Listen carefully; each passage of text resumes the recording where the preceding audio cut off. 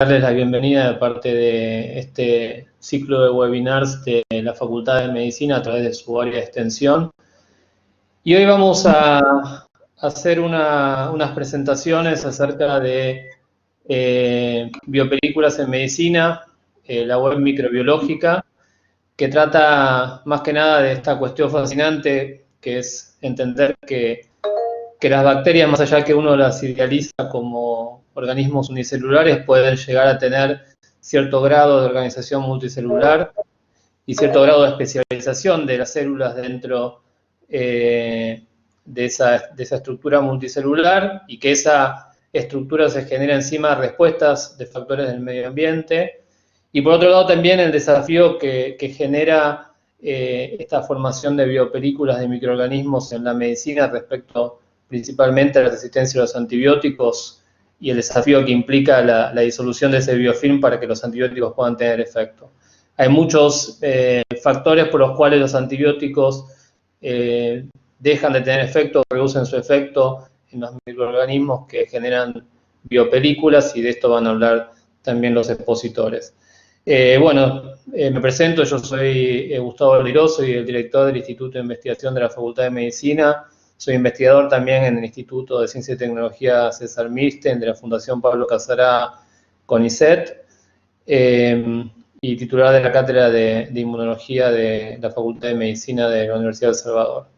Bueno, la primera expositora es la doctora Valeria Conforte, que es investigadora del Instituto de Ciencia y Tecnología Dr. César Milstein y también del Instituto de Investigación de la Facultad de Medicina de la Universidad de El Salvador, y además docente de la Cátedra de Microbiología, y nos va a hacer una introducción al tema de las biopelículas.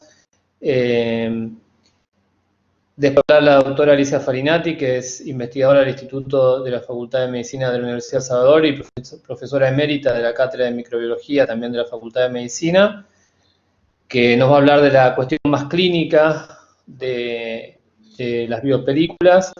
Y por último nos va a hablar el doctor Adrián Boknov, que es investigador principal del CONICET y director del Instituto de Ciencia y Tecnología César Milstein, que nos va a hablar más de mecanismos moleculares y efectos de ciertos compuestos sobre los biofilms, sobre las biopelículas.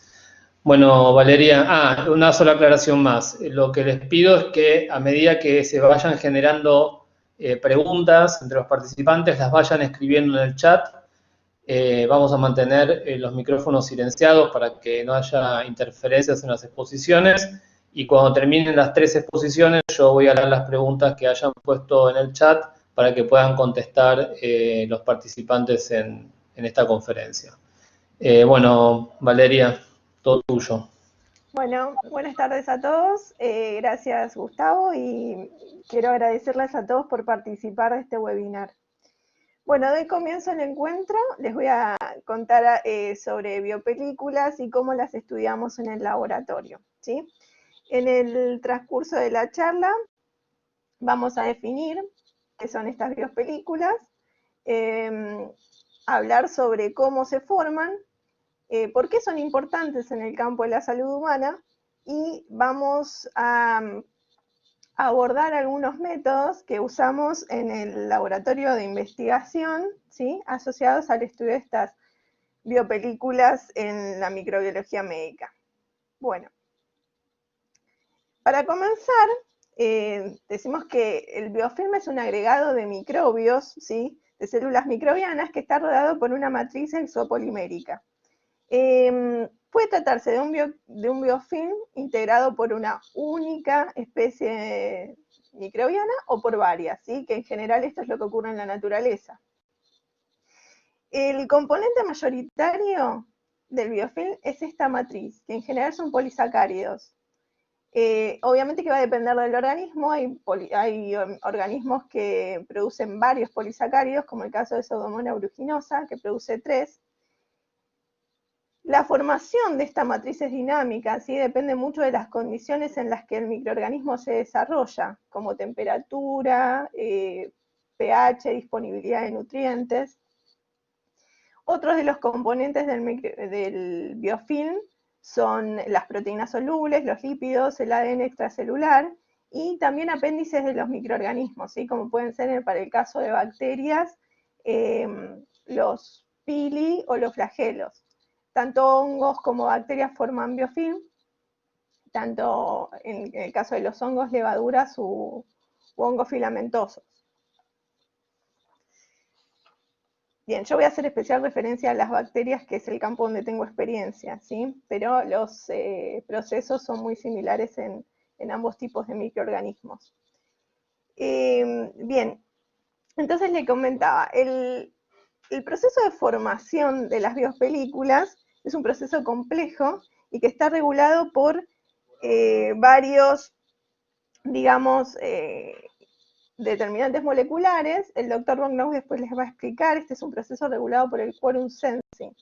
Y lo podemos resumir en 5 etapas. En la primera etapa, el microorganismo se une débilmente a una superficie, ¿sí? El microorganismo es arrastrado, ya sea por el flujo de líquido o puede ser por el movimiento activo. Se establece una interacción que es débil, ¿sí? Y si las condiciones son favorables, después esta adhesión ya es más irreversible, digamos.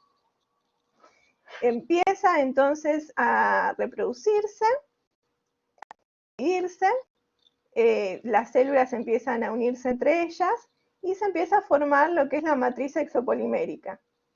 Y se forman las microcolonias. Estas microcolonias aumentan su tamaño y se forman las macrocolonias que van a derivar luego en el biofilm ya más estructurado, ¿sí? En el que ya la densidad celular es máxima y se observan los canales de agua por donde difunden los nutrientes y el oxígeno. A partir de este biofilm maduro van a desprenderse microorganismos, ¿sí? Que van a nuevamente adherirse a una superficie y formar nuevas estructuras, es decir, el biofilm se dispersa. Bien, la pregunta es, entonces, ¿qué beneficio le genera al microorganismo la formación de biofilm? Bueno, básicamente es una ventaja adaptativa porque el biofilm los protege de las condiciones ambientales desfavorables, ¿sí? Por ejemplo, en el caso de los organismos patógenos humanos, básicamente el biofilm los protege de las defensas del propio organismo y de, por ejemplo, el tratamiento con antimicrobianos. Los microbios tienen mecanismos en sí mismos que les otorgan resistencia a estos, por ejemplo, antibióticos, en el caso de las bacterias, no sé, bombas de flujo, también enzimas que modifican esos antibióticos, pero el biofilm tiene, digamos, como biofilm, mecanismos de resistencia propios, ¿sí? Por ejemplo, la presencia de la matriz. La matriz lo que puede hacer es impedir el ingreso del antibiótico o enlentecer la difusión del antibiótico dentro del biofilm e impedir que llegue a todas las células. Por otro lado, las células, o sea, las bacterias que forman el biofilm son distintas a las bacterias planctónicas, ¿sí? Fisiológica y genéticamente. Y, digamos, en el biofilm en sí mismo también hay diferencias fisiológicas y genéticas entre las bacterias. Y por otra parte, se forman como microambientes porque no todas tienen la misma disponibilidad de nutrientes y de oxígeno. Por ende, hay bacterias que están más, digamos, que tienen menos acceso al oxígeno y a los nutrientes y tienen en consecuencia una menor tasa de reproducción, ¿sí? una baja actividad metabólica, y esto las vuelve como refractarias al tratamiento con antibióticos. Además, en el biofilm hay células que son persistentes, es decir, que su fenotipo ya es resistente al antibiótico. Y el hecho de vivir en comunidad, obviamente que favorece la transferencia de genes de resistencia a antibióticos. Entonces, todo esto hace al biofilm mucho más resistente a los antimicrobianos que la célula planctónica. ¿Sí? No sé, cientos de veces más. Y en el caso de las infecciones, mejor dicho, en el caso de las bacterias o hongos patógenos para el ser humano, eso es un problema, porque genera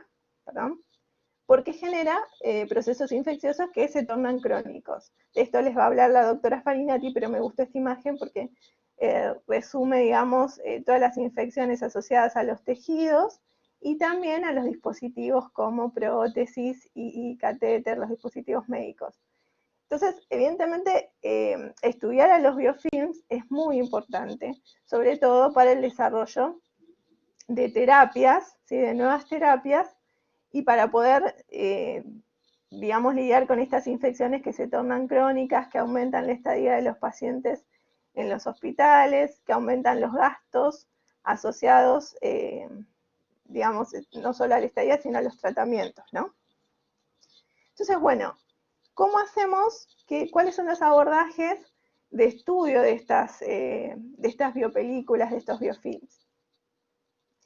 Se lo puede estudiar de dos maneras, digamos, por métodos directos y por métodos indirectos. En el caso de los métodos indirectos, digamos, son aquellos que, por los cuales yo no puedo visibilizar el biofilm, no puedo visualizar el biofilm directamente como en el caso de los métodos directos, sino que implican, digamos, el uso de marcadores que interfieren con que infieren la cantidad de biofilm, ¿sí? Es decir, que se correlacionan directamente con el número de células del biofilm.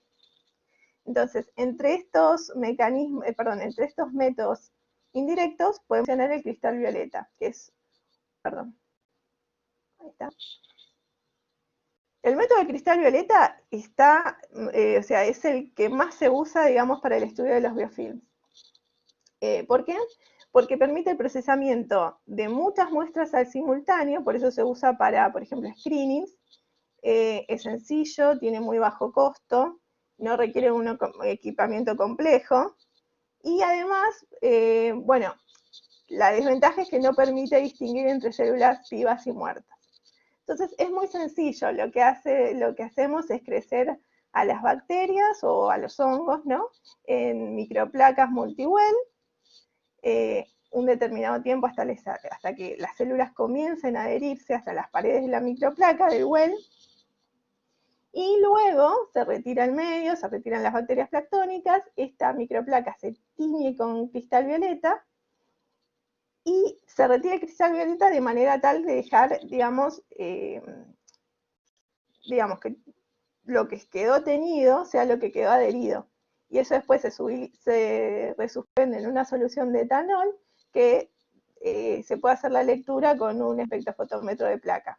¿Sí? Entonces, se mide la absorbancia del cristal violeta, mayor absorbancia, más cristal violeta, más células adheridas. A esto después se han modernizado los métodos, se ha incorporado, por ejemplo, el hecho de poder ver a la placa teñida con cristal violeta con microscopios, como se muestra acá. ¿Sí? Esta es una placa particular y un microscopio particular, y vemos cómo, por ejemplo, se visualiza el efecto que tiene la penicilina G en un biofilm de Pseudomonas. Acá se ve que a medida que aumenta, ¿no?, la penicilina hay menos células adheridas. Otro de los métodos indirectos para medir, digamos, el biofilm es la reducción de las sales de tetrasolio. No se mide cantidades de células adheridas como en el caso del cristal violeta, sino que se mide actividad metabólica.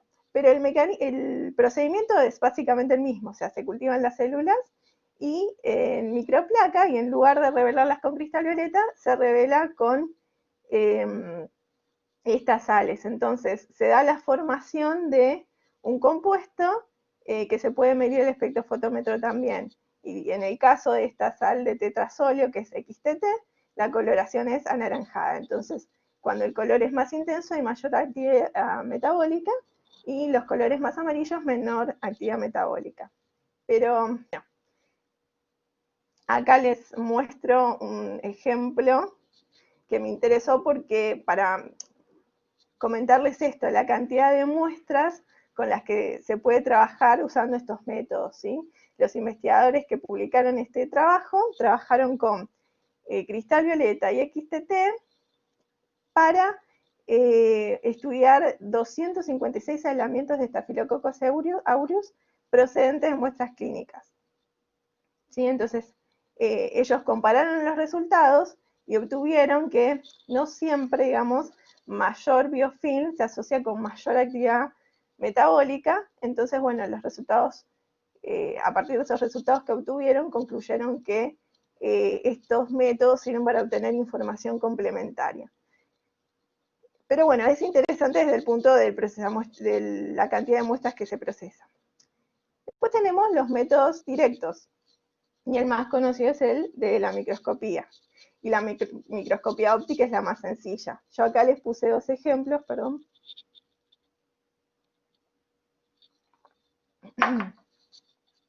Este panel muestra el biofilm de Candida albicans, directamente visto al microscopio.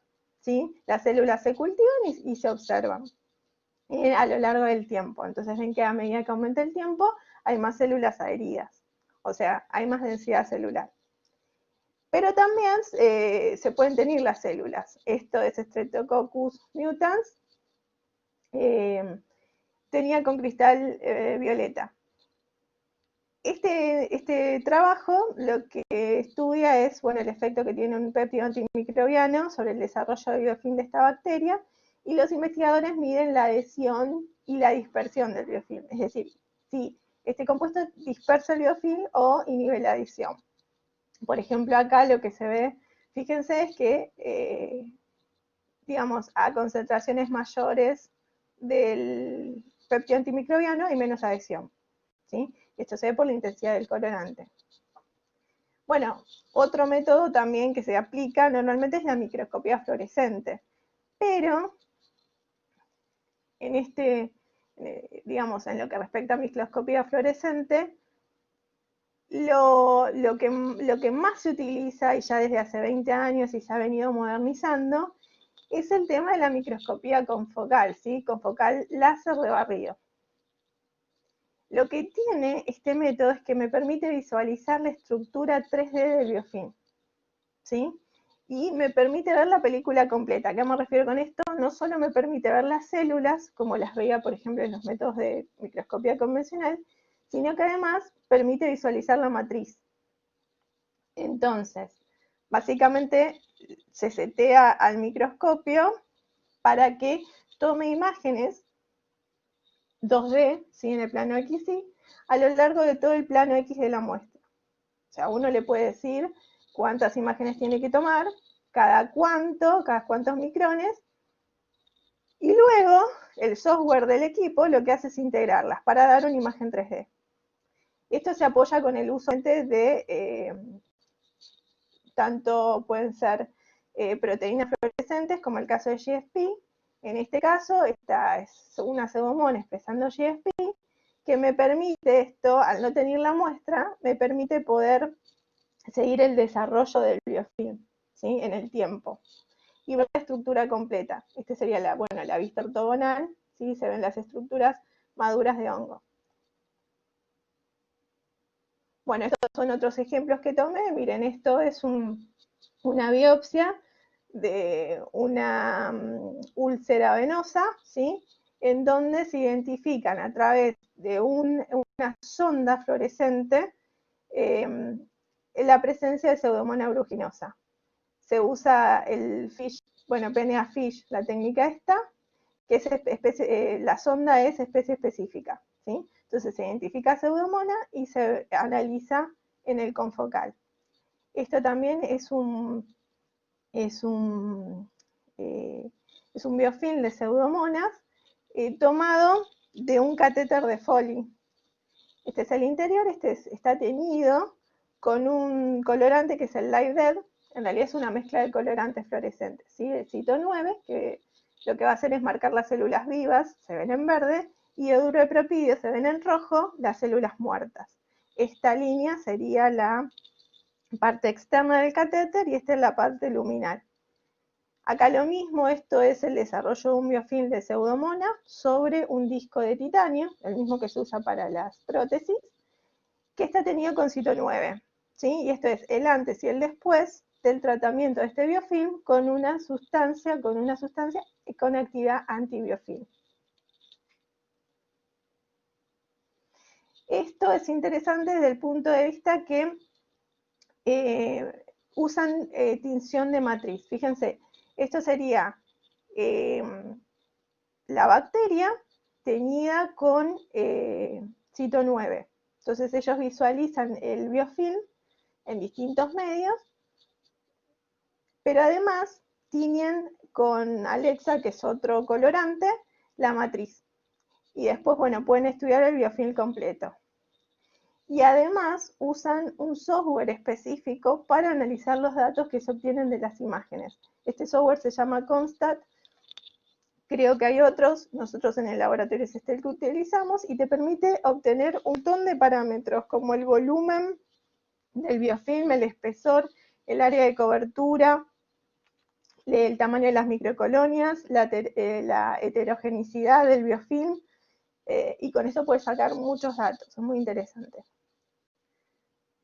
Bueno, y por último, ya más para el análisis cualitativo del biofilm, está la microscopía electrónica de barrido, ¿sí? Que me permite estudiar la colonización de los microorganismos de distintas superficies.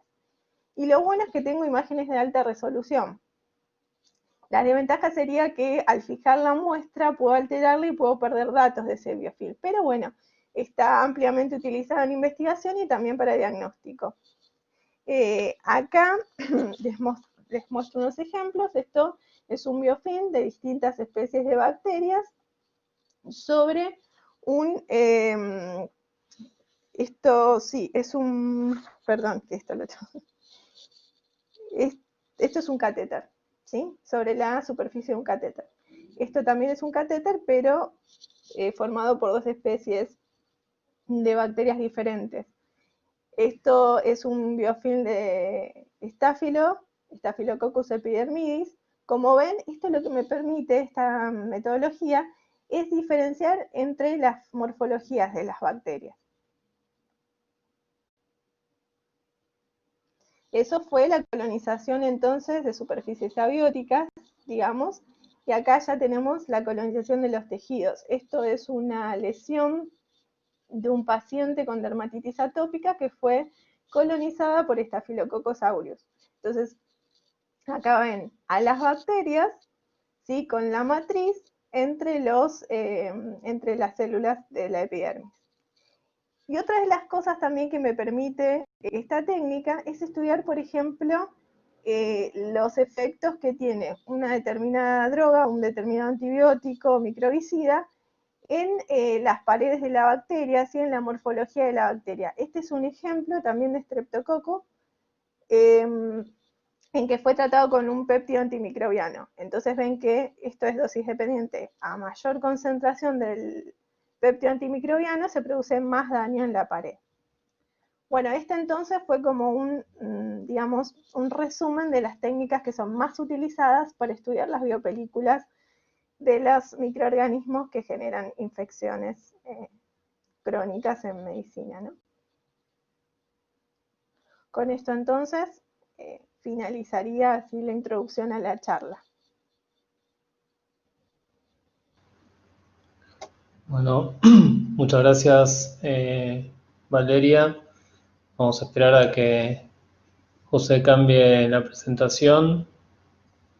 Ahora nos va a hablar la doctora Alicia Farinati. Bien, gracias Gustavo. Buenas tardes a todos.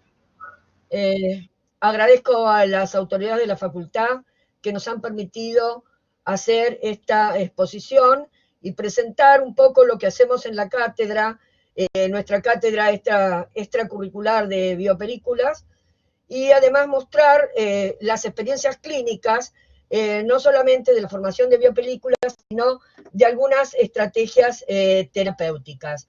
Así que vamos enseguida a ver un poquito lo que ocurre con, digamos, con estas biopelículas que ya las presentó muy bien, Valeria Conforte.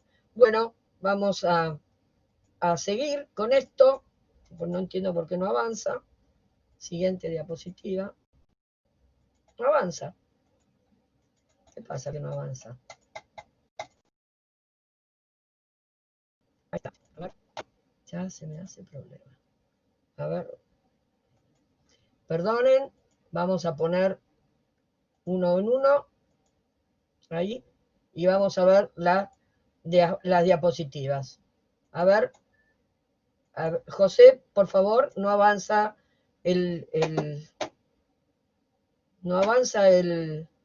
la preparación. Siguiente, no me avanza.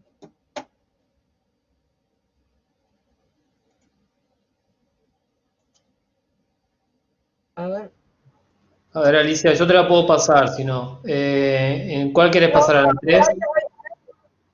A ver si pasa. Bueno, simplemente yo quería mostrar con esto a todos los que trabajan en biopelículas. Me parece siempre un reconocimiento a los que trabajaron y a los que están trabajando. Los que están en verde son ya profesionales que han trabajado en la cátedra, siguen haciéndolo y forman parte de muchos de ellos de nuestro plantel docente. Los que están en rosa son la gente de alumnos y ya profesionales de ciencias ambientales, y los que están en blanco son los actuales. O sea que esto es como reconocerlos porque ellos han permitido el crecimiento de este árbol de biopelículas en nuestra cátedra. Y no puedo dejar de mencionar, entre todos, al señor Luis Poggi, que es nuestro técnico todoterreno. Bueno, hecho o dicho, haciendo esta presentación, vamos un poco a lo que recién mencionó Valeria, que son, a los procesos infecciosos asociados a biopelículas. Fíjense que tenemos infecciones múltiples como caries dentales, periodontitis, otitis medias, numerosos procesos que ya mostró en esa imagen, pero quiero destacar cuáles son las especies formadoras de biopelículas, que en realidad casi todas las bacterias pueden hacerlo. Algunas lo hacen en forma mucho más eficiente. Entre ellos tenemos estafilococos, todas las especies prácticamente, como son los Staphylococcus aureus, Staphylococcus epidermidis, también Streptococcus. Entre ellos también tenemos que mencionar Streptococcus pyogenes, que puede dar infecciones gravísimas formando biopelículas, y sobre todo bacilos gram negativos no fermentadores, como Pseudomonas aeruginosa, Burkholderia cepacia, que son microorganismos que vamos a encontrar en una patología muy representativa de lo que era biopelículas, como es la fibrosis quística. Bueno, vamos a dedicarnos un poco a todos estos microorganismos y mostrarles nuestras experiencias, que prácticamente hemos trabajado en casi todas, digamos, las especialidades médicas.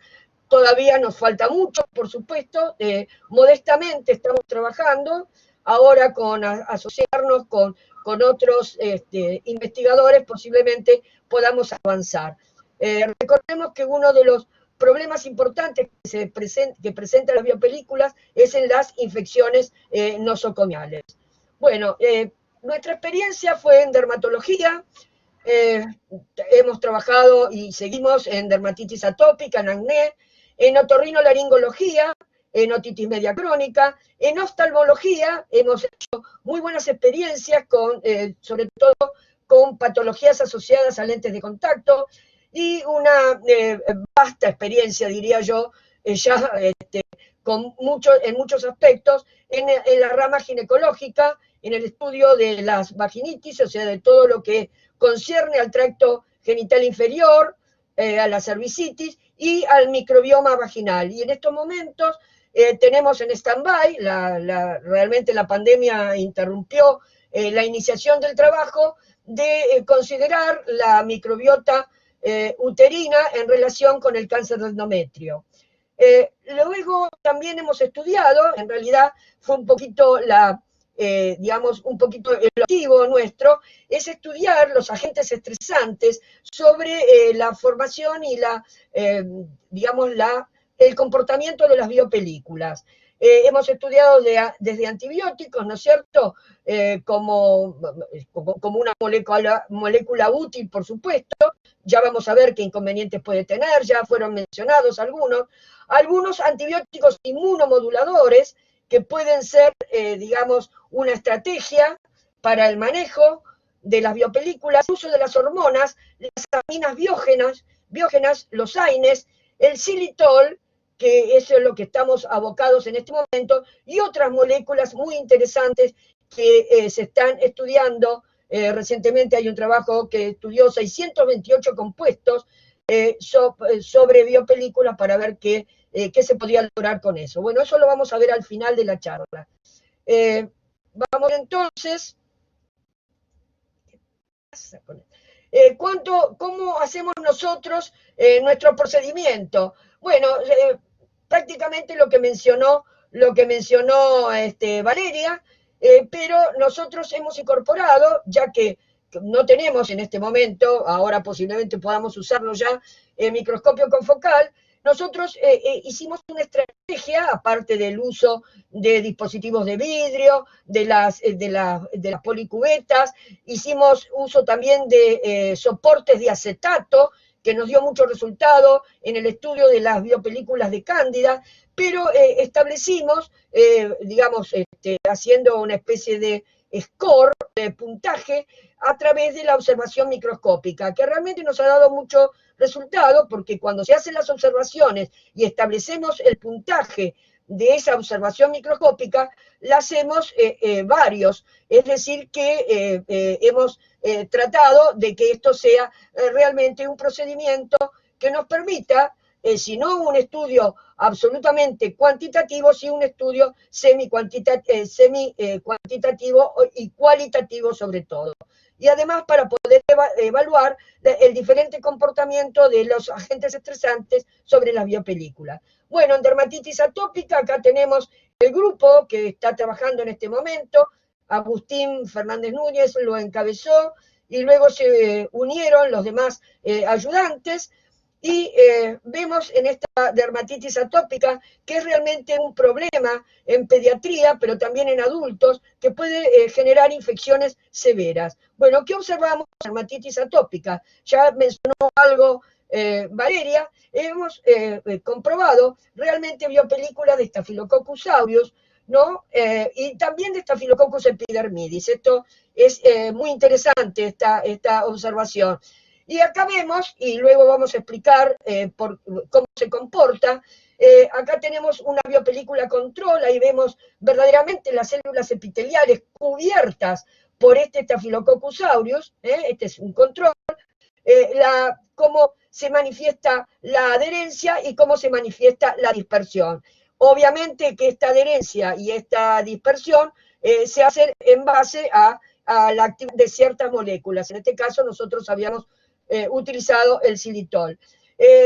Quiero explicar que justamente el estudio que nosotros llevamos adelante con las biopelículas es a través del estudiar la adherencia frente a controles y la dispersión frente a controles. Pero primeramente establecemos cuál es el tiempo que toma determinado microorganismo en la formación de biopelícula. No es lo mismo el tiempo que tarda, por ejemplo, Staphylococcus aureus o un Escherichia coli o Pseudomonas aeruginosa, que el que tarda Candida albicans o Cryptococcus neoformans. O sea que nosotros siempre antes de aplicar una molécula estresante, llámese antibiótico, llámese hormona, llámese amina biógena, llámese AINES, establecemos primeramente en qué momento se forma esa biopelícula para estudiar entonces la adherencia y la dispersión. Bueno, en el acné severo es otra patología también importante, ya que produce a veces situaciones en los jóvenes, ¿no es cierto?, de alejamiento social, y además puede producir infecciones severas como las que se están observando.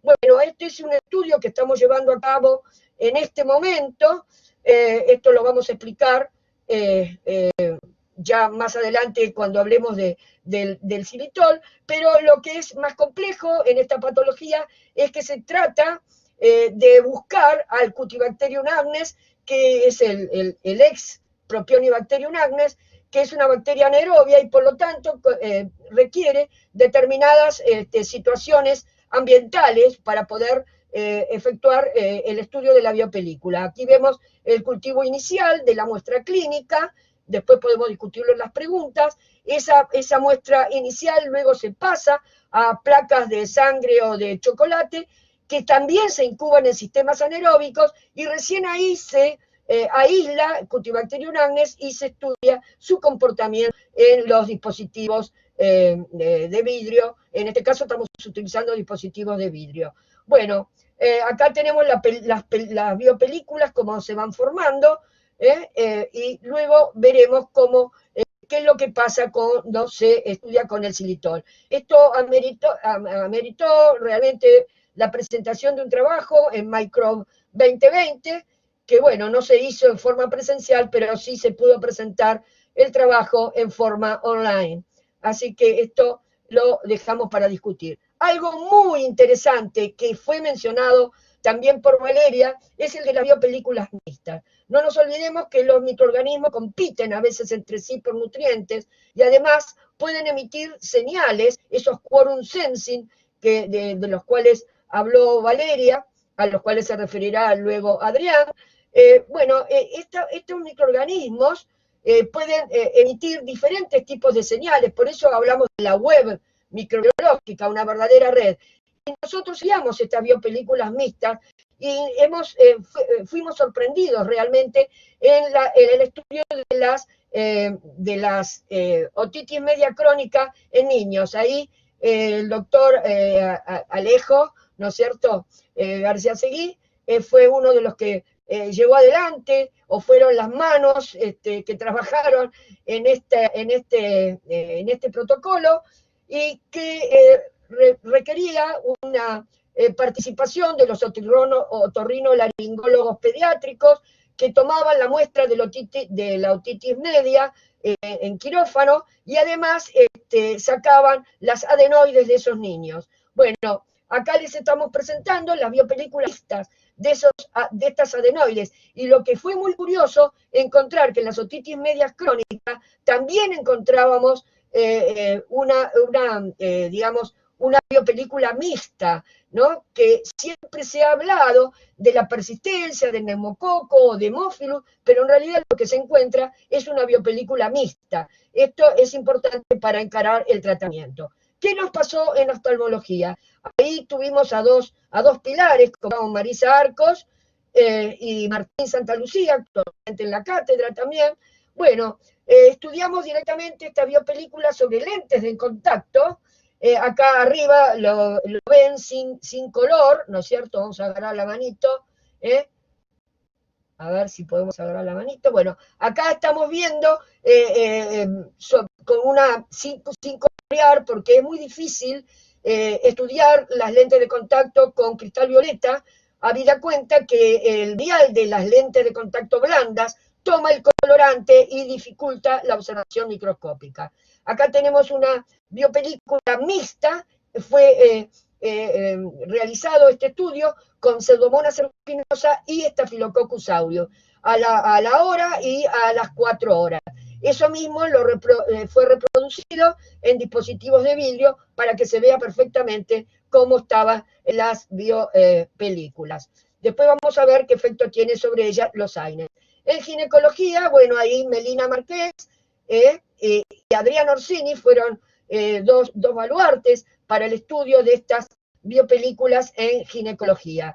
No voy a enumerarles los trabajos, fueron muchos de los chicos, de los ayudantes, actualmente ya son profesionales que participaron en estos trabajos. A ellos mi agradecimiento y mi reconocimiento. Bueno, acá les muestro o les presento biopelículas de Candida albicans y llamamos la atención sobre algo. Acá vemos una biopelícula en esta parte izquierda donde ustedes pueden observar prácticamente como nidos de abeja.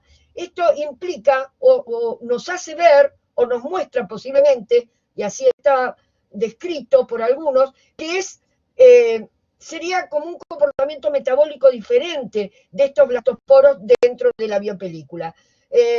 Aclaro que nosotros estudiamos las biopelículas en ginecología y en todos los demás materiales, directamente sobre las células, en este caso células vaginales, en el caso de piel sobre células dérmicas, pero además reproducimos eso en materiales abióticos, ya sea dispositivos de vidrio o de acetato, como fue estudiado en su momento. Esto es coloreado con cristal violeta para que se vea estrictamente cómo se ven las biopelículas de Cándida.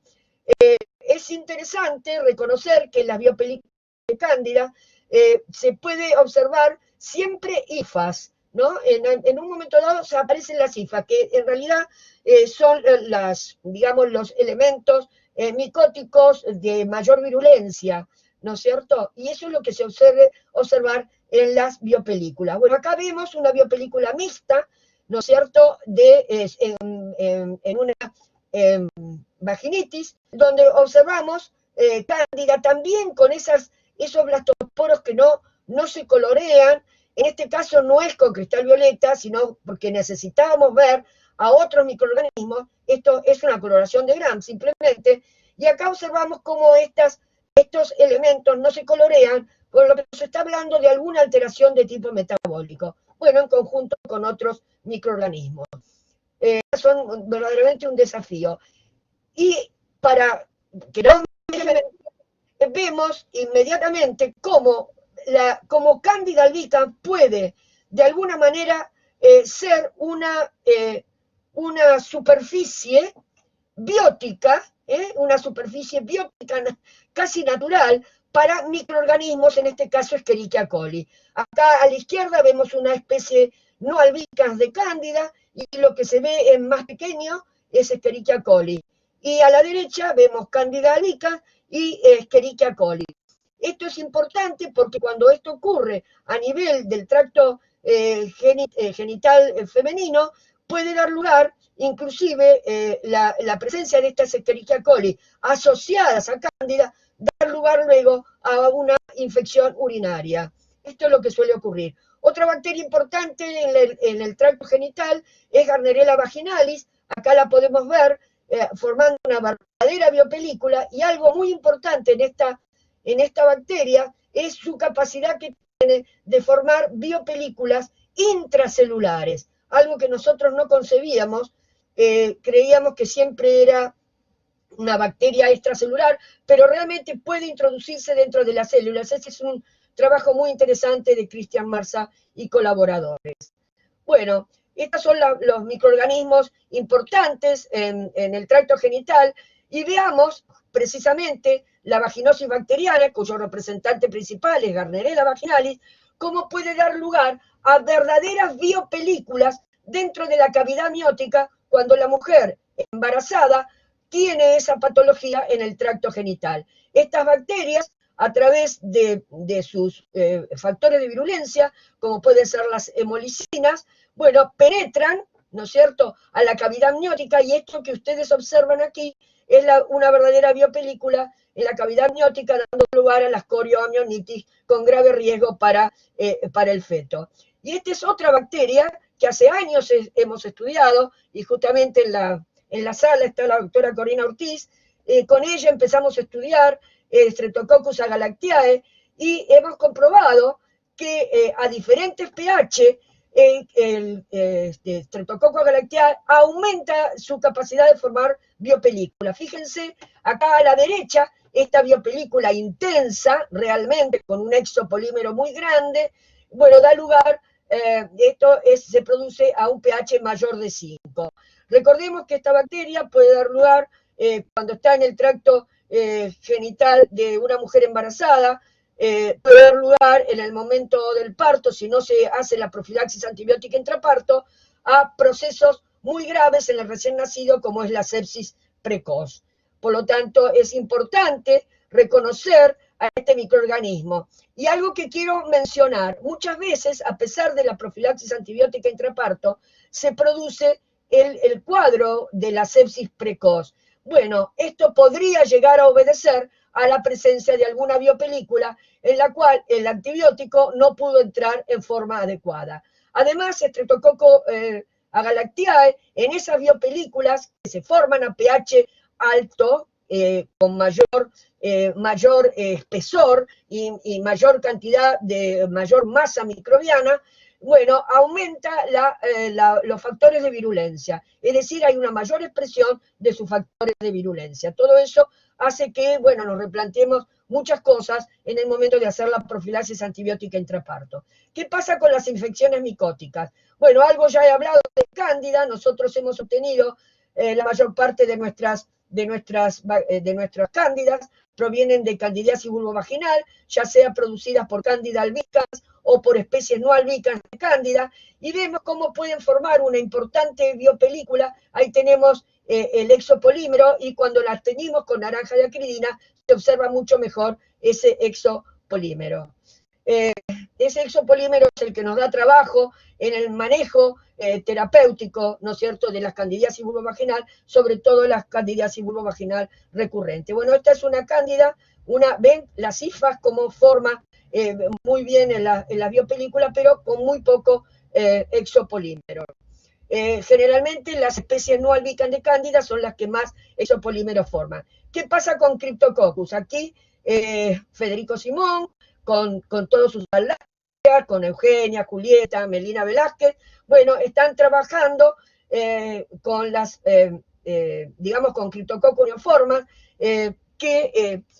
trabajamos con la doctora Gabriela Santizo, que nos proporcionó las cepas ya genotipificadas del complejo de Cryptococcus neoformans y Cryptococcus gattii, que tratamos de establecer algo muy interesante, ver, que ahora lo vamos a ver en este score, tratar de establecer en qué tiempo se producen las biopelículas de Cryptococcus, y además establecer si con lo que se está empezando ahora, bueno, la pandemia nos detuvo, pero tratar de estudiar las cepas provenientes de Cryptococcosis meningia, de pacientes con SIDA, tratados, digamos, bien tratados como corresponde, pero que sin embargo persiste Cryptococcus en esos pacientes. Bueno, queremos establecer si eso realmente puede obedecer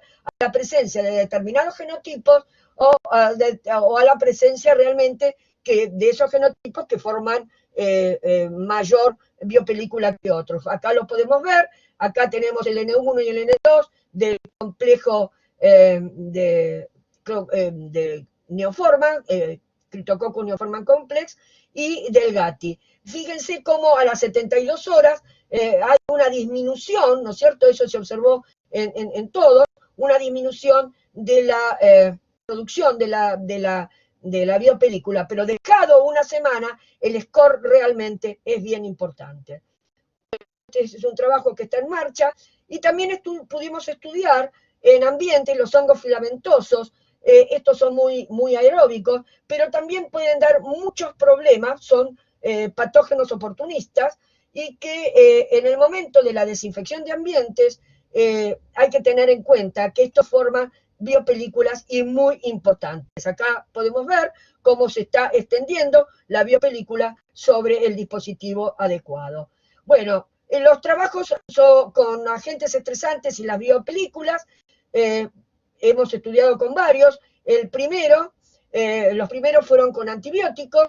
Estudiamos la vancomicina en enterococcus, la clindamicina en infecciones del tracto genital inferior, la claritromicina en otorrinolaringología, el sulbactam en Acinetobacter baumannii complex. Las hormonas las hemos estudiado en cándida fundamentalmente, los AINES, ketorolac y bromfenac, en Pseudomonas aeruginosa y Staphylococcus aureus, y nocardia, sobre todo en oftalmología. El estudio de los neurotransmisores, como la dopamina, en este momento estamos haciendo lo de la melatonina, no hemos podido terminarlo, que es muy importante a tener en cuenta inclusive en la composición del microbioma. Y finalmente estamos estudiando también una molécula muy interesante como el xilitol. Bueno, vamos a ver cada uno de estos trabajos así en forma rápida. Los agentes estresantes, entonces estudiamos además agentes probióticos, enteros, lisados, filtrados. Estudiamos otras sustancias, esto lo hicieron en ciencias ambientales, precisamente esos jóvenes que les mostré al principio, con Camellia sinensis, que es el té verde, la Lipia citriodora, que es el cedrón, la cuasia amarga, perejil, bueno, yerba de la piedra, el ajo. Saben ustedes que muchos de estos vegetales han demostrado actividad antibacteriana, antiparasitaria, antimicótica. Bueno, realmente algunos de los chicos hicieron sus tesis precisamente con los extractos alcohólicos de estos vegetales. También hemos trabajado con AINES, y esto también fue motivo de publicación de varios trabajos. Bueno, la dopamina. Ahí también Alejo puso su mano, y recordemos que uno de los precursores importantes de la dopamina es la tirosina, y que la dopamina en realidad el neurotransmisor predominante en el cerebro de los mamíferos.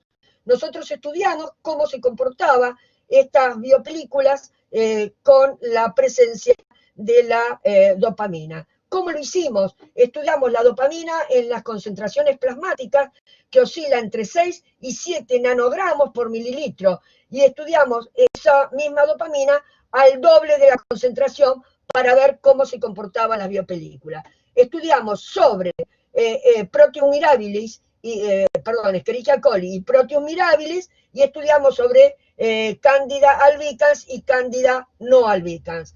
Bueno, en Escherichia coli es evidente la actividad de la dopamina. Fíjense ustedes el control a la izquierda con respecto al panel último, ¿no es cierto? La fotografía última, que es con la actividad de la dopamina durante 4 a 6 horas.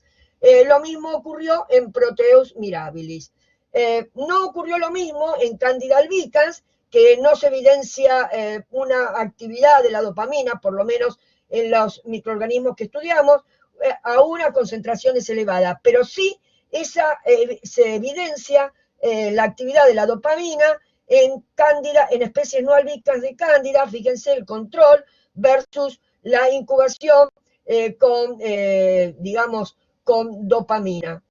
Esto podría explicar un poquito el por qué en algunas infecciones recurrentes del tracto genital el estrés tiene tanta influencia. No nos olvidemos que la dopamina aumenta en esas condiciones.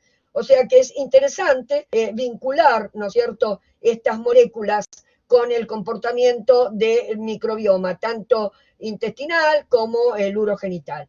Y otra cosa interesante, recordar que hay muchos de estos microorganismos, por lo menos se ha demostrado en Escherichia coli, que hay receptores dopaminérgicos en estas bacterias. Fíjense, esto es una foto realmente interesante. En celeste está la dopamina y esta es Escherichia coli. Cómo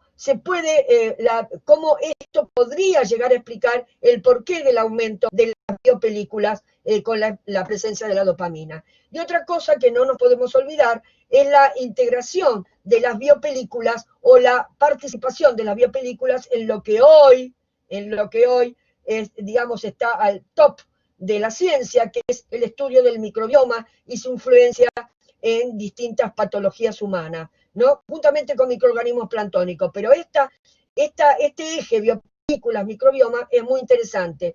Y algo que no me puedo olvidar y que es un pendiente es el poder estudiar la electromicrobiología. Es decir, se pueden hacer biopilas con biopelículas. Y esto integraría entonces la neuromicrobiología, tratando de entender un poco qué es lo que pasa con esas redes. ¿Cómo influyen las hormonas? Las hormonas influyen notoriamente, particularmente el estrógeno. Fíjense cómo aumenta la formación de la biopelícula sobre una célula epitelial. Y acá, lo que les decía, la presencia de la IFA. En cambio, han mostrado lo mismo con la progesterona.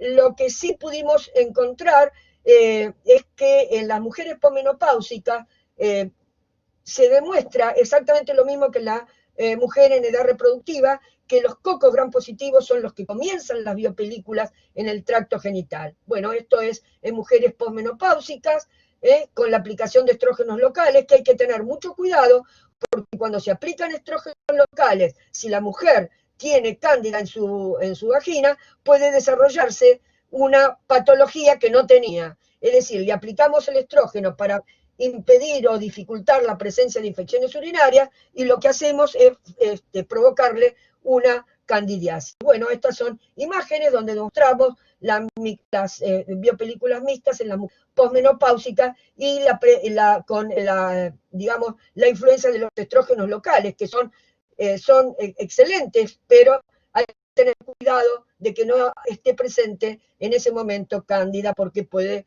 provocar, puede ser peor el remedio que la enfermedad. Bueno, ¿cómo es el tratamiento de las infecciones? Entonces entramos en el último tramo de las biopelículas, qué estrategias podemos utilizar. Recordemos esto lo que se llama es una trampa extracelular de polimorfo nuclear.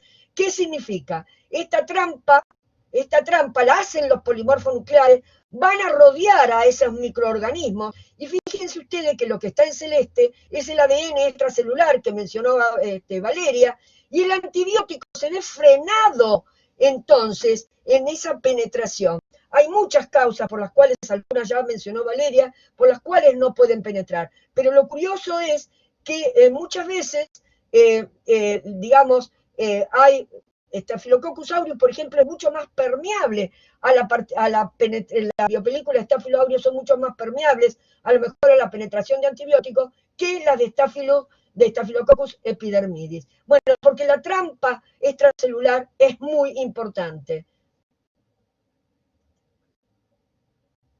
Vamos entonces a ver cómo, evidentemente, va a impedir la penetración de los antimicrobianos, de los anticuerpos, estos exopolímeros. Algunos son muy importantes, y entonces la estrategia terapéutica hoy en día es utilizar antimicrobianos solos o asociados, ya sea liposomales o en nanopartículas. Recordemos lo que es un liposoma, ¿no es cierto?, que va a tener una porción hidrofílica externa, ¿no es cierto?, interna, y digamos dentro va a tener una porción hidrofóbica. Se pueden, digamos, poner los antimicrobianos dentro de este liposoma, que cuando tiene, digamos, cuando tiene tamaño de nanopartícula, que es hasta los 100 nanómetros, bueno, pueden penetrar en la biopelícula. Las nanopartículas que se los rodea de hidratos de carbono para evitar ser reconocidos por el sistema inmune.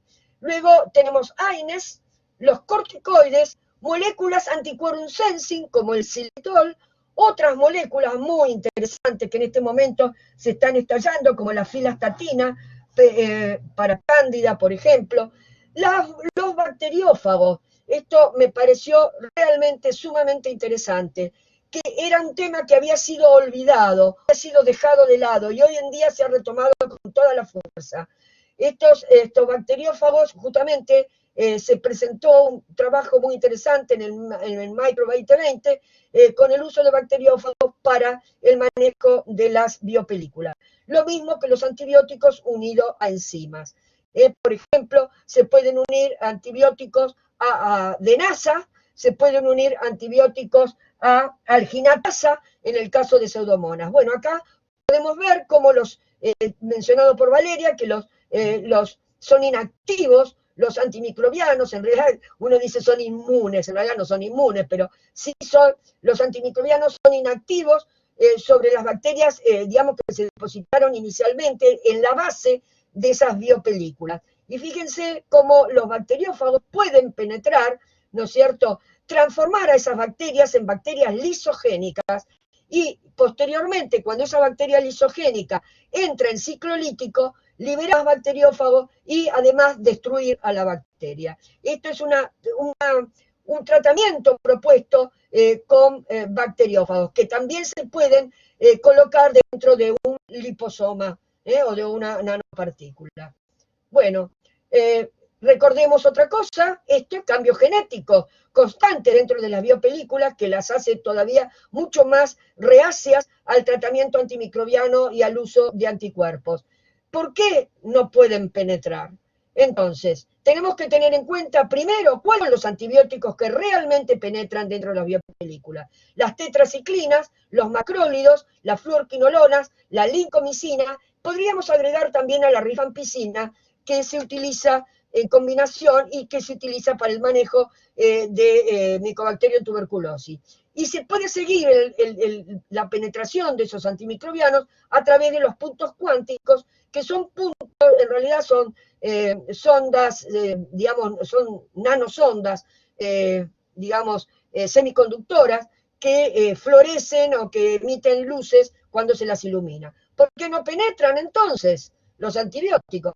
A veces el espesor digamos, del exopolímero, esos trabajos que ya venían haciéndose, fíjense, desde el año 94 con la ciprofloxacina, los glucopéptidos, que, digamos, se quedan rodeando a esas bacterias en esa trampa de polimorfonucleares, a la deficiencia de oxígeno, que es uno de los elementos más mencionados en la no habilidad de los antimicrobianos. Bueno, dicho todo esto, entonces veamos nuestras experiencias. Esta fue la primera, digamos, con la vancomicina, que trabajamos a concentraciones subinhibitorias, y encontramos que estas concentraciones subinhibitorias de antimicrobianos, lógicamente, eran concentraciones subinhibitorias con cepas obtenidas con cepas planctónicas, pero bueno, conseguíamos ¿qué cosa? Retardar la formación de la biopelícula, pero no eliminarla. También es importante tener en cuenta ese tema para cuando uno trabaja con concentraciones, como yo les llamo muchas veces, concentraciones, digamos, homeopáticas de antibióticos que no sirven para nada muchas veces. Bueno, un trabajo muy interesante que lo llevó a cabo, puso sus manos en realidad Daniil Yemeshenko. Trabajamos con clindamicina y ketoconazol. La clindamicina es un antibacteriano, obviamente no tiene actividad sobre cándida, pero ¿qué hace la clindamicina? Tiene muy buena actividad inmunomoduladora, ¿no es cierto? Y puede, digamos, como abrir este exopolímero, permitiendo entonces que el ketoconazol actúe sobre la cándida. Acá vemos el ketoconazol solo, que en realidad tarda muchísimo en penetrar, y acá vemos algo que fue notorio para nosotros, lo tuvimos que repetir para conformarnos, que acá con clindamicina sola, la biopelícula de cándida, fíjense cómo está desprovista de este exopolímero que vemos aquí. Esta es una muy buena combinación para el manejo de ciertas infecciones. El fluconazol tiene poca penetración, como todos los azoles, ¿no es cierto? En realidad acá tenemos adherencia y dispersión, que es las dos formas que estudiamos, con fluconazol y sin fluconazol no hay demasiada diferencia. Sí, en cambio, la encontramos con la nidula fungina, que es una nueva quinocandina, que sí ha permitido realmente muy bien sobre las biopelículas. Las combinaciones de antibióticos es lo que, digamos, desde el punto de vista de los antibacterianos, es lo que se presenta como algo importante. Por ejemplo, miren una unión muy rara de la colistina y la moxifloxacina, que la colistina parecería facilitar la penetración de la moxi dentro de Staphylosaurus, la clindamicina, como ya les he mencionado, y otro tema interesante fue el de la claritromicina y amoxicilbactam, precisamente. Estos trabajos ya tienen correlato. Nosotros, por ejemplo, con la clindamicina, ketoconazol, tenemos correlato clínico, y con la claritromicina y amoxicilbactam también. El doctor Enrique Mancilla, precisamente, hizo experiencias en chicos con otitis media crónica, y nosotros comprobamos con el trabajo que les mostré inicialmente sobre otitis media y las adenoides, las otitis que tenían biopelículas mixtas, cómo la claritromicina puede facilitar la penetración de amoxicilbactam y así erradicar a los microorganismos de la otitis media. Un trabajo último que también llevó a cabo Dani fue sobre, digamos, tratar de establecer la utilidad de compuestos de plata unidos a antibióticos sobre materiales inertes, sobre todo para el manejo de prótesis. Este es todo un tema en medicina, el manejo de las prótesis. Habida cuenta que cuando una prótesis infecta implica o sacarla, la remoción quirúrgica, es una intervención complicada que muchas veces provoca severos daños en el paciente e inclusive lo lleva a la muerte. Entonces, hoy en día que tenemos tantos conexiones, ¿no es cierto?, a los pacientes en terapia intensiva conectados con múltiples tubos, hay que tener en cuenta que aquellos materiales, sobre todo aquellas tubuladuras que llevan líquidos, son pasibles de que se formen sobre ellos las biopelículas. Bueno, Dani que hizo una experiencia muy interesante con plata y levofloxacina. Acá vemos un perfil de una biopelícula, realmente pudimos lograr fotos sobre un bisturí, y acá a la derecha podemos ver cómo se comportó en una curva de mortalidad, cómo se comportó la levofloxacina sola en concentración subinhibitoria, cómo se comportó la plata coloidal sola, la línea roja, y cómo se comportó la combinación de plata y levofloxacina en la línea verde.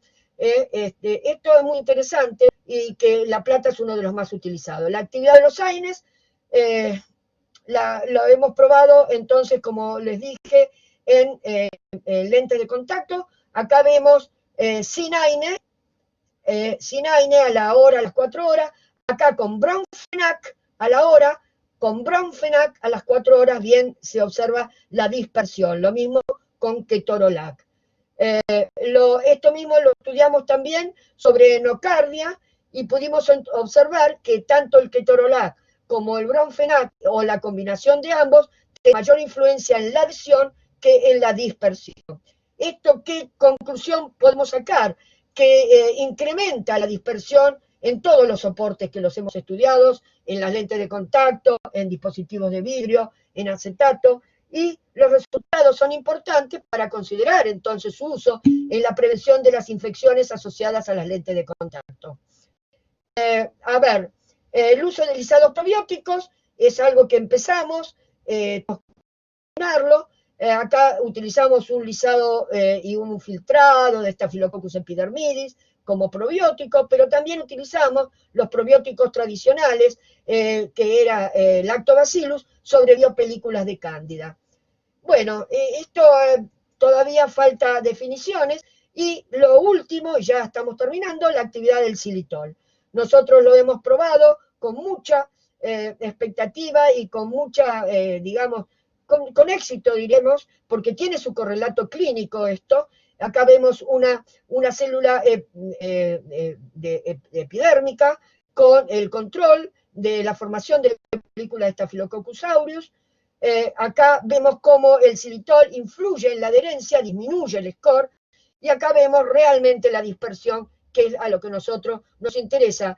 Todo esto facilita que el niño reciba menos antibióticos y que reciba menos corticoides, que son los tratamientos habituales en las dermatitis atópicas. Este es un trabajo que presentamos y estudiamos en ese momento, teníamos 34 casos, y observamos la dispersión, fíjense, en 21 de esos casos, y la disminución de la adherencia en 17 de esos mismos casos. ¿Qué pasó entonces en el acné? Ya les he mostrado anteriormente cómo se hacía el trabajo inicial, luego la formación de la biopelícula. Acá tenemos el testigo con xilitol, en este caso era el testigo de la adherencia, fíjense cómo el xilitol, digamos, dificulta la adherencia, y acá tenemos el testigo de la dispersión, como con el xilitol, digamos, se facilita la dispersión. Bueno, con Cándida también estamos intentando hacer lo mismo y observamos realmente algo que nos llamó la atención, la dispersión de la biopelícula en el caso de Cándida albicans, y en el caso de especies no albicans de Cándida también observamos una importante dispersión de esta biopelícula, lo que puede ayudar en el tratamiento de las candidiasis recurrentes. Bueno, esta es justamente las experiencias iniciales observacionales, estos no son trabajos aleatorizados, pero son observacionales por ahora, y realmente hemos tenido mucho éxito. Lo que está en amarillo son precisamente pacientes que tenían infecciones recurrentes. Calculen que son infecciones que se producen 4 o más veces por año, tanto infecciones urinarias recurrentes como en candidiasis vulvovaginal recurrente, y la verdad que nos resultó algo muy interesante el uso de del xilitol, que lo hemos probado ya, como ven, in vivo, digamos, en candidiasis vulvovaginal. Bueno, con esto termino y agradezco a todos estos chicos que ven acá, les doy las gracias porque realmente colaboran, a veces con muchas dificultades, llevando adelante sus estudios, y esperamos que muchos de ellos se queden en la cátedra y continúen las investigaciones. Y a Dani Gil, que le debemos todavía formar parte de nuestro cuerpo docente. Este es nuestro futuro. Muchas gracias.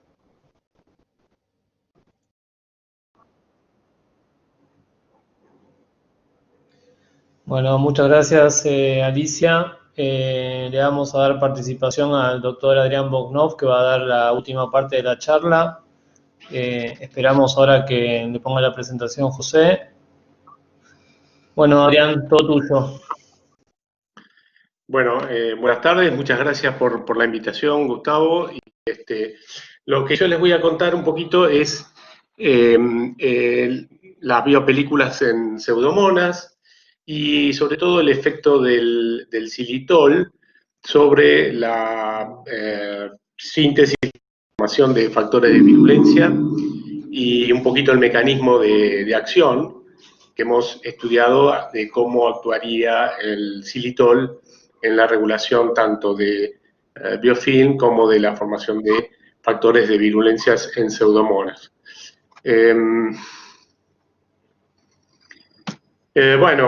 Ya se dijo bastante acá. En realidad las bacterias hace muchos años se estudiaba como organismos unicelulares. Hoy todos saben que en realidad las bacterias forman parte, conviven en una comunidad.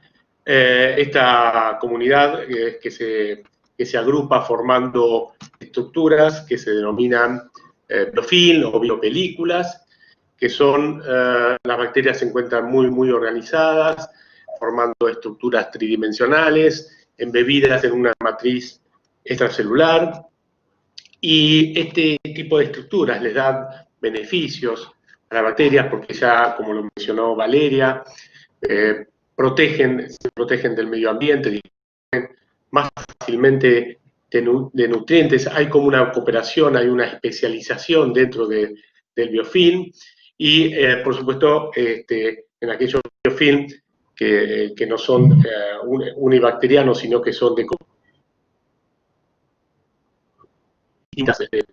hay una interacción, intercambio de material genético y por lo tanto adquisición de nuevas características genéticas. En particular, en el caso de la enfermedad de fibrosis quística, el biofilm producido por Pseudomonas aeruginosa tiene un rol fundamental en la persistencia de la enfermedad. Se sabe que estos pacientes sufren infecciones crónicas de Pseudomonas aeruginosa, y debido a la formación de biofilm, que se encuentran bacterias embebidos en una matriz de polisacáridos, entre ellos el alginato, que la vuelven muy resistentes a los antibióticos, y son realmente infecciones muy persistentes, y que ante una respuesta de anticuerpos y una inflamación crónica se produce un daño severo en el pulmón.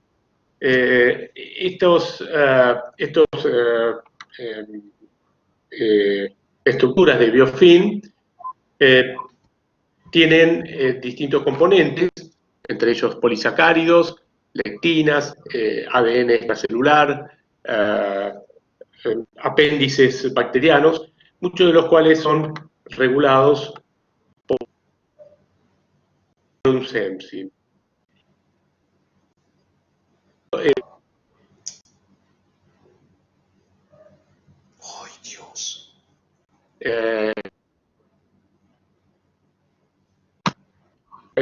bueno, el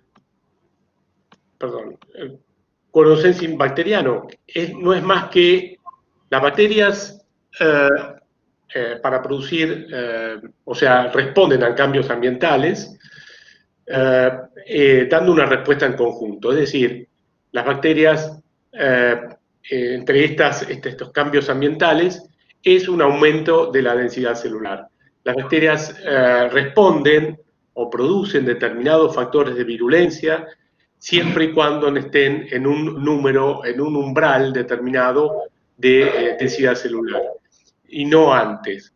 Esto, para poder realizar esta expresión de nuevos genes, la bacteria tiene que tener la capacidad de hacer un censado del quórum, y para dar una respuesta en conjunto. Este censado lo hacen a través de la producción y percepción de moléculas señales.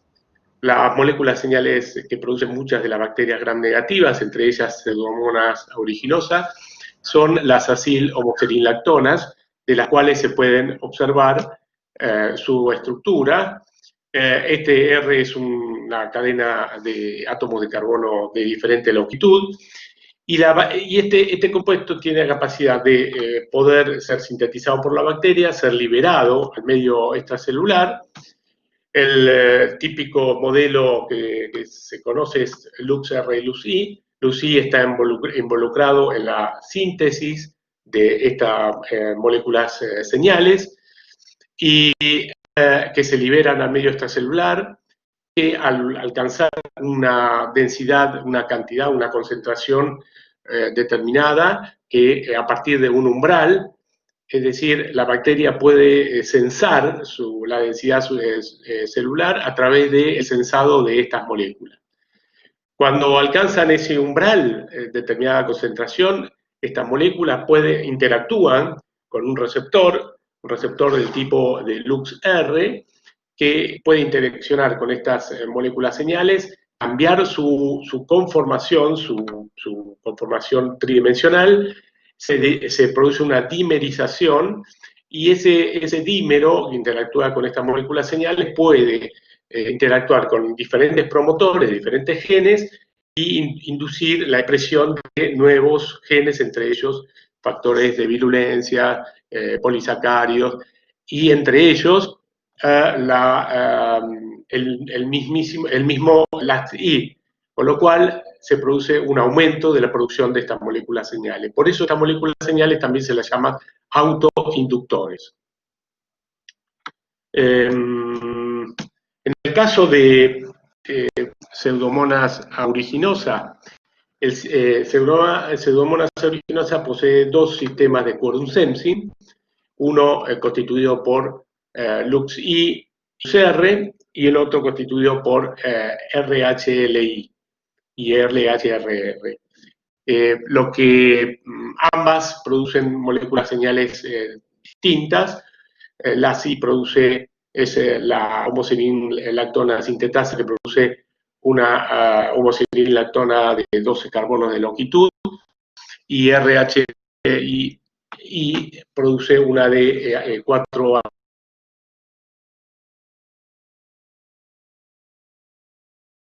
Es decir, las I es la que produce las moléculas de los carbonos, que son el receptor, la I interactúa con ellas y cambia su conformación, y entre los promotores o el regulón que puede estar, los genes que activa la expresión, está el sistema de quorum sensing, el segundo, el de RHL y LHLR.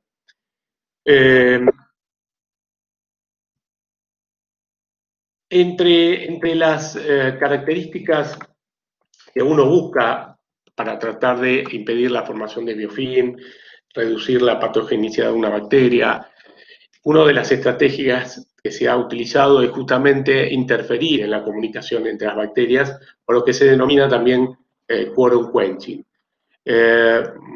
distintas maneras se pueden realizar a través de distintas estrategias. Una de ellas es inhibir la síntesis de estas homogeneilactonas, o a través de bloquear la liberación de las mismas, o otra posibilidad es de la degradación o interferir en la interacción entre estas moléculas señales y el receptor, o a través de, por ejemplo, distintos derivados de plantas que pueden mimetizar las homogeneilactonas, por lo tanto, compitiendo con esta señal y evitando también la interacción de estas moléculas con el receptor. Nosotros en el laboratorio hemos venido trabajando con el xilitol. El xilitol se usa en general en medicamentos a un 7%, y es lo que hemos utilizado en todos los ensayos que voy a contar. Entre ellos, como mencionaba Valeria, una manera de estudiar la formación de biofilm es a través del cristal violeta. Nosotros hemos observado que la presencia de xilitol inhibe fuertemente la formación de las biopelículas o biofilm en Pseudomonas aeruginosa. Esto es en un pocillo en donde se tiñó, digamos, las moléculas, las bacterias con este colorante, y esta es la cuantificación, y se ve claramente la reducción de la formación de este biofilm de Pseudomonas. Otro de los aspectos, varios factores de virulencia hemos observado que también se han visto muy reducidos en su producción en presencia de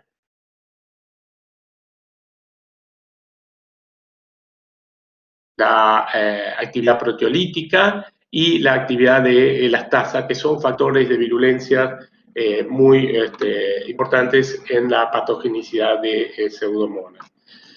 Nosotros hemos observado también que la movilidad, las diferentes movilidades bacterianas que son muy importantes en la formación de biofilm, se vieron afectados en presencia de xilitol en la placa, que se observa una disminución del movimiento twitching y una disminución del swarming, que se caracteriza por prolongaciones bacterianas, como la bacteria va avanzando, y que, como se observa claramente en esta figura en mayor detalle, cómo esas prolongaciones bacterianas se ven inhibidas en presencia de este polialcohol, digamos. El xilitol es un alcohol de 5 átomos de carbono.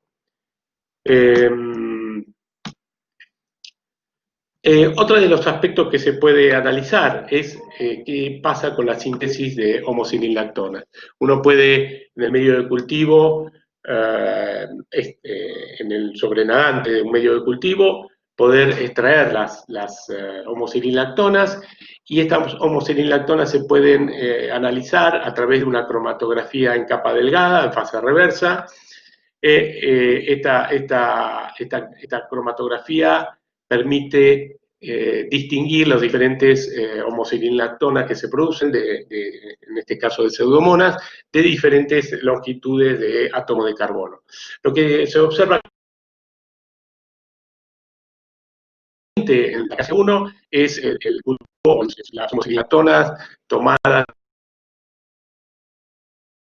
libre de células en ausencia de xilitol, y en la calle 2 en presencia del 7% de xilitol. Claramente se ve una disminución en la producción y en la liberación de estas moléculas señales.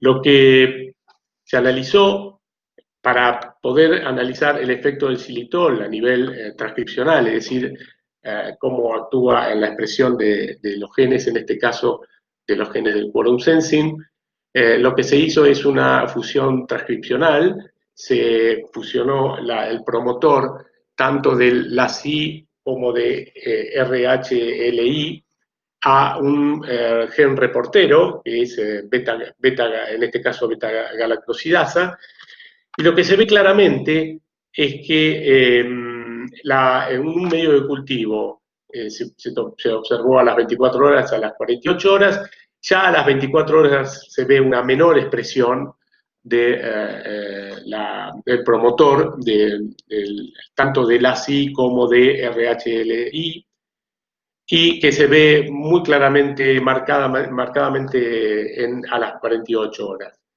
Esto que se observó, nosotros hipotetizamos la posibilidad de que haya una interferencia entre que el xilitol esté actuando, interfiriendo en la interacción entre las R, o sea, el receptor, y las homosenilactonas. Y lo que el experimento que demuestra esto es, dos cultivos, un medio cultivo, se le agrega homosenilactonas de manera extracelular, y en un cultivo en ausencia de xilitol y en un cultivo pretratado con xilitol. Claramente se observa que una de las hipótesis que pueden muy fuerte de experimento es que había una intensidad del xilitol en la interacción entre y su receptor. Por lo cual, nuestros experimentos estarían dando como conclusión, bueno, lo que hemos visto es que el xilitol interfiere claramente con distintos factores de virulencia en Pseudomonas aeruginosa. La presencia del xilitol reduce significativamente la adhesión bacteriana. La producción de proteasa, piocianina también se ven muy inhibidas significativamente en presencia del 7% de xilitol. Se ve claramente que altera la movilidad de la bacteria, altera la formación de estas extensiones bacterianas, y tanto el movimiento de twitching como de swarming se ven afectados, y claramente hay una reducción en la producción de homosenilactonas.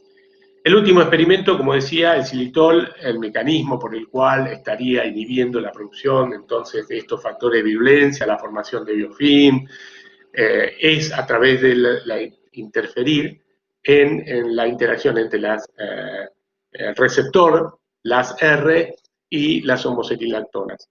Con lo cual, esto explicaría el efecto que se produce en los cambios de la producción de factores de virulencia, biofilm, y cómo el xilitol facilitaría de alguna manera la acción de antibióticos, o de alguna manera poder remover o dispersar las distintas biopelículas que un poco estuvo explicando Alicia también.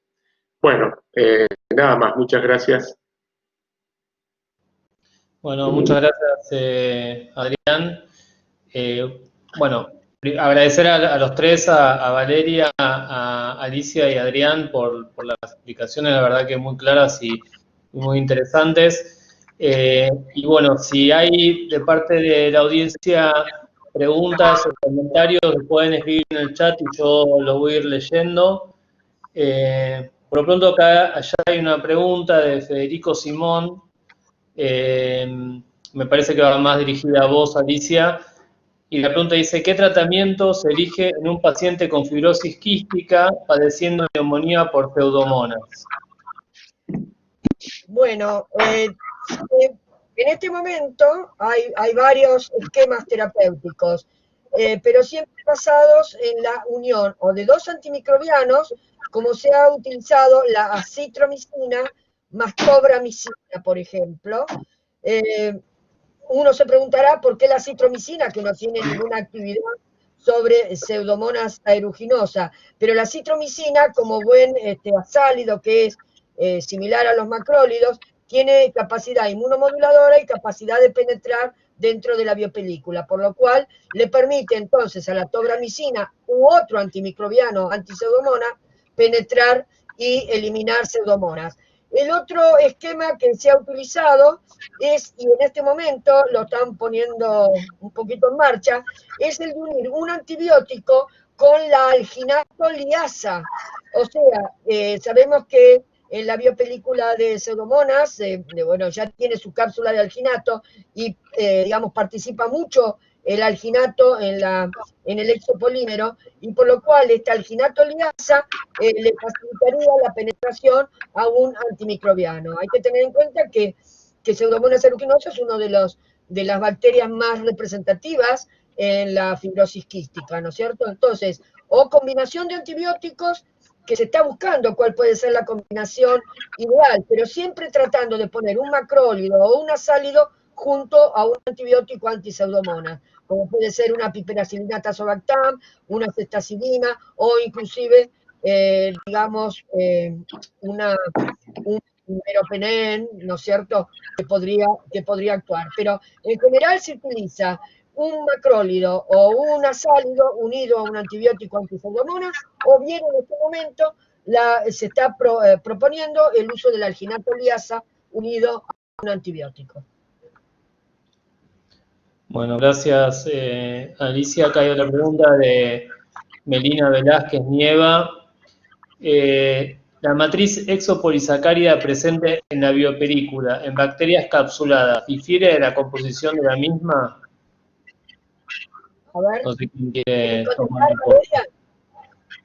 No, lo que digo en relación a eso es que la matriz exopolisacarídica varía de especie en especie, no es la misma. Si bien son en la mayoría de los casos exopolisacáridos, difiere de organismo en organismo y que además un mismo organismo puede producir otras, como les mencioné en la presentación, el caso de Pseudomonas.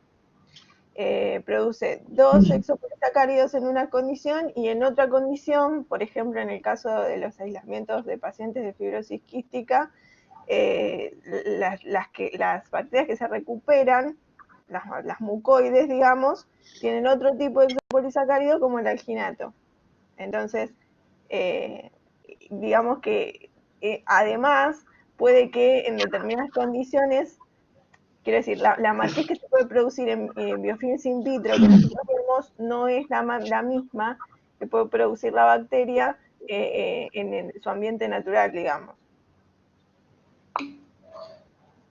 ¿Vos alguien no sé, ¿querés agregar algo más, Alicia? No, nosotros intentamos justamente nos prestó, el doctor Cornu nos prestó a Nima, que es uno de sus ayudantes, bueno, para tratar de estudiar justamente el exopolímero, y entonces tratando de estudiarlo a través de técnicas citoquímicas, ¿no? Simplemente para ver qué tipo de compuestos podía haber, o si se podía diferenciar a través de una técnica no demasiado compleja como puede ser la citoquímica, estudiar la composición. Bueno, pudimos estudiar con diferentes técnicas y sí, encontramos diferencias, pero en general, dentro de la biopelícula, lo que dijo Valeria es correctísimo, depende de qué especie sea. Por ejemplo, una bacteria capsulada va a tener generalmente en el exopolímero, digamos, el polisacárido o el polipéptido, en el caso, por ejemplo, de otras bacterias que tienen cápsulas polipeptídicas, va a tener ese material capsular, pero va a tener otro también, va a poder tener otro, es decir, que no necesariamente va a ser siempre el mismo material que tiene la cápsula de la bacteria en su estado planctónico. Bueno, acá hay otra pregunta de Federico Simón. ¿No se podría hacer prevención primaria de la formación de biopelícula formulando vacunas polisacáridas conjugadas? Bueno, a ver, esto no ha sido propuesto, pero bueno, Federico, muy buena tu propuesta, pero ¿contra qué bacteria? Vacunas polisacáridas, ¿qué es polisacárido? Uno lo puede conjugar con proteínas, obviamente, se puede conjugar con proteínas, pero ¿contra qué polisacáridos? Habida cuenta que, como estamos diciendo, no todos los polisacáridos de las biopelículas son iguales. Entonces, uno tendría que ser muy específico, tendría que preparar una vacuna, a ver, ¿contra qué bacteria quiero prepararla? A ver, ¿qué polisacárido tiene la bacteria que forma la biopelícula? Entonces, contra esa sería muy complicado. Lo que sí se está utilizando, yo lo pasé así un poco rápido, pero el tema de los bacteriófagos y de los micófagos, es decir, de los fagos contra hongos, ¿no es cierto? Eso sí, Eso sí se está viendo, y preparar, porque uno me dirá que los bacteriófagos son específicos para cada bacteria, Escherichia coli, para Staphylo, cada bacteria tiene su fago, por decir así. Pero lo que se está tratando de hacer es un complejo, digamos, polifago, es decir, de varios tipos de fago incluidos dentro de un liposoma, de un nanosoma, como le llaman, que son los liposomas a nivel nanosómico, ¿no? Entonces, se encapsulan esos bacteriófagos múltiples, es decir, contra estáfilo, contra pseudomonas, ¿no es cierto?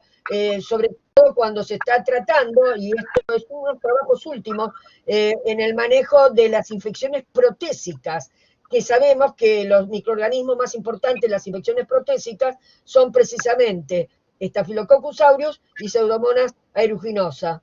Entonces, ver cómo se puede llegar con ese liposoma a introducirse dentro de estas biopelículas, ¿no es cierto? Entonces, haciendo un complejo de fago. Eso está todo en revisión, está todo en estudio, pero digamos como que se han resucitado las terapias fágicas que habían utilizado hace mucho tiempo, después se dejaron de lado y ahora, con todo el tema de la resistencia a los antimicrobianos, se han vuelto a poner sobre el tapete. Y el otro tema es el tener moléculas pequeñas, muy pequeñas, que sean capaces, y eso Adrián podrá explicarlo mejor, a lo mejor, o vos, Valeria, que son moléculas pequeñas con capacidad de penetrar dentro de la biopelícula. Un antibiótico común no penetra, salvo los que mencioné. Los beta-lactámicos, por ejemplo, penetran un 30% con suerte. Entonces, es muy complicado tratar las infecciones, sobre todo las infecciones crónicas, y sobre todo por la trampa de estos polimorfos nucleares. También se ha visto últimamente, justamente estudiando esta trampa de polimorfos nucleares, que hay algunos antibióticos que solamente pueden actuar en la periferia y nada más, es decir, que los polimorfos nucleares ni siquiera los dejan. Y si se toma el biofilm o la biopelícula en su momento inicial, es posible, antes de que se conforme esa gran trampa polimorfonuclear, es posible que se pueda actuar. Pero cuando el sistema inmune y toda digamos, la inmunidad innata y cuando empiezan a aparecer anticuerpos, ya es tarde. Ya es tarde y ya la trampa se efectuó y los antibióticos no pueden penetrar. Esto es por lo menos lo que estuve viendo en estos últimos trabajos, analizando este comportamiento. Por eso el tema de todas las sustancias antibiofilm, ¿no? Que Exactamente. A desarmar el biofilm para facilitar la entrada del antibiótico, porque por un lado, claro, cuando se usan estos compuestos antibiofilm, disgregan, digamos, dispersan el biofilm, y entonces ayudan a penetrar a los antibióticos que pueden ser utilizados en menor concentración. Sí, entre ellas, por ejemplo, justamente por ahí leí una pregunta, si el xilitol podría llegar a utilizarse o sería una contraposición, digamos, contraindicación en la utilización con antibióticos, y yo creo que todo lo contrario. El xilitol potencia la actividad de los antibióticos, ya que de alguna manera actúa modificando el biofilm, dispersando, actúa, digamos, disminuyendo la producción de factores de virulencia de pseudomonas, de biofilm, aumentando la permeabilidad de esos biofilm, con lo cual un tratamiento de algún antibiótico acoplado con un tratamiento con xilitol sería muy interesante. Hace unos años había esa idea de utilizar un medicamento que produce el laboratorio Pablo Casará. Se iba a hacer un ensayo clínico justamente, pero finalmente no se hizo, o sí se hizo y no, la verdad que no tengo conocimiento, pero sí, yo creo que sería muy interesante utilizar una estrategia, el xilitol en una estrategia de, digamos, de tratamiento con algún antibiótico para potenciar al mismo, ¿no? Bueno, creo que con eso estaba contestada la pregunta de Marina. Yo, respecto a eso, tenía una pregunta también, ¿no?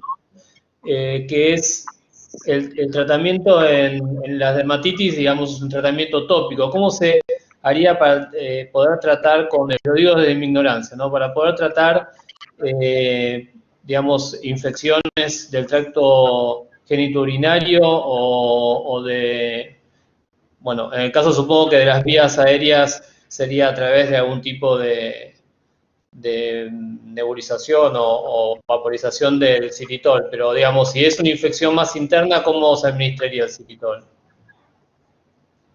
Bueno, nosotros la experiencia que tenemos en genital es también, como es mucosa, prácticamente lo hemos hecho solamente en la parte vaginal. O sea que se puede trabajar con spray, con spray o, digamos, casi tópico. Y realmente nos ha dado resultado. Lo estamos usando así en este momento. La experiencia observacional que tenemos es en esas pacientes que les mostré el cuadro último, con acción local. En la parte, lo que dijo Adrián sobre fibrosis quística, sí, sería, en Uruguay, por ejemplo, utilizan mucho las nebulizaciones con antibióticos, ¿no es cierto? O tipo spray, o sea que es una actividad local. En mucosas que están externas, lo mismo. En ocular, lo mismo. En otorrinolaringología también se podría llegar a utilizar en forma de spray. El tema es con lo que vos preguntás, Gustavo, es si uno pudiera dar por vía sistémica, ¿no es cierto? Ya ahí es más complicado. Ahí lo que se está postulando es justamente el uso de liposomal. Posiblemente ahí a lo mejor pueda usarse. Habida cuenta que los liposomas sí penetran en las y se administran antibióticos en forma liposomal, como la anfotericina, por ejemplo. Bueno, no sé si alguien más tiene alguna otra pregunta. En el chat no veo más preguntas. Bueno, la verdad que súper interesante, me parece muy, muy lindo poder presenciar una charla donde tenemos tanto aporte de distintas disciplinas, como es el caso de la biología molecular y de microbiología que tiene Adrián y Valeria, y la experiencia, la enorme experiencia que tiene Alicia en la microbiología clínica, que bueno, es un poco eso, ¿no? Todo el trabajo que normalmente hacen los biólogos en el laboratorio tiene por fin último poder tener una expresión en la clínica, y para eso es imprescindible profesionales como Alicia, que está ahí en la trinchera de la clínica. Así que, bueno, quiero agradecer a la Facultad de Medicina por la oportunidad de este webinar, a José Lucero Smith, que fue quien está administrando la plataforma y hace que todo funcione muy bien.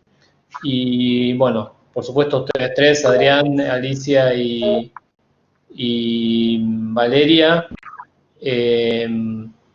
No sé, acá hay alguien que levanta la mano, Ana María Soilán. No sé si quiere hacer alguna pregunta. Yo la conozco, la María de Paraguay. Levantó la mano, pero no, bueno, no sé. Igual el comentario muy lindo, es excelente los ponentes, muy claros los conceptos, dice Gladys Velázquez, y Corina Ortiz, excelente. Bueno, nada, terminé agradeciéndolo de vuelta a los tres, la verdad que muy, muy interesante y la verdad que es un tema apasionante. Ojalá que más adelante, cuando vayan avanzando los proyectos, podamos volver a hacer presentaciones que todavía muestren más éxitos en el tema.